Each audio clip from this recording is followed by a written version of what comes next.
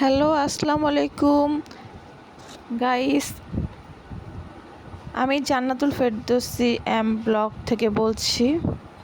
যে যেখান থেকে আমার এই ভিডিওটা দেখছেন সবাইকে জানাই আমার চ্যানেলের পক্ষ থেকে আন্তরিক ভালোবাসা এবং শুভেচ্ছা। তো গাইস, এই দেখুন, আমার আঙ্গুলটা কেটে গিয়েছিল, পরে আমি রান্না বাড়া তেমন কিছু করতে পারি নাই। তবে যাই হোক, আমাকে হেল্প করছে। এখন রান্না বাড়া আসলে করাই ছিল, মাংসের তরকারি ছিল, আরও কিছু তরকারি সকালে রান্না করে রেখে গেছিলো। এখন আমার কেন যেন ভেন্ডি ভাজি খাইতে ইচ্ছা করছে গাইস। আমি এই ভেন্ডি ভাজি কুটলাম, আর মনে মনে ভাবলাম যে আবার হাত যদি কেটে যায়। তো যাই হোক, একটু বেশি কাটছিল, তো মানে আমি তার আগের দিন ডাটা করতে গিয়ে একেবারে আঙ্গুলটাই কেটে ফেলছি। অন্য মানুষকে ছিলাম, কি যেন ভাবতেছিলাম আমি নিজেই জানি না গাইস।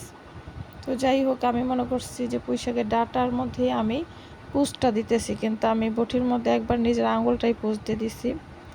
একবারে অন্যরকমভাবেই কাটছে, অনেক রক্ত পড়ছে।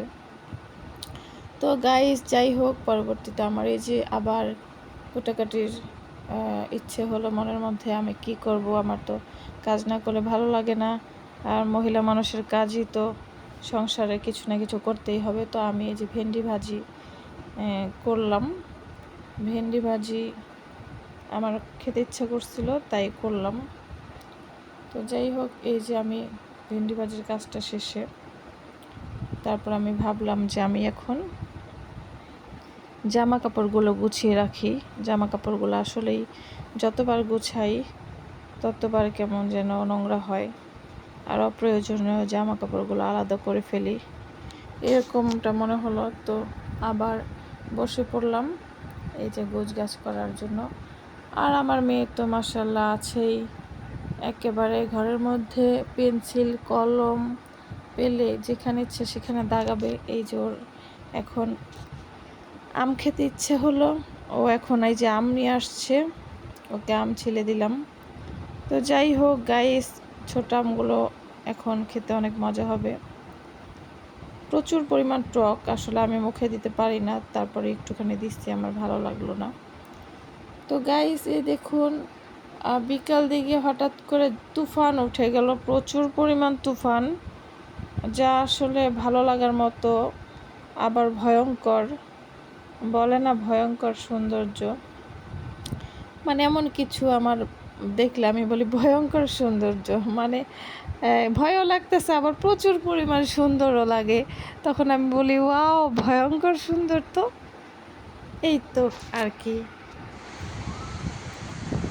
তো গাইস, আমার ভিডিওটা যদি ভালো লেগে থাকে, দেখুন কি পরিমাণ ঝড়। এখানে আমি বারান্দার মধ্যে গিয়েছি, গ্রিলের মধ্যে হাত ঢুকিয়ে মোবাইলটা বাইরে নিয়ে ভিডিও করেছি। তো যাই হোক গাইস, যে পরিমাণ ঝড়, প্রচুর বাতাস হচ্ছিল।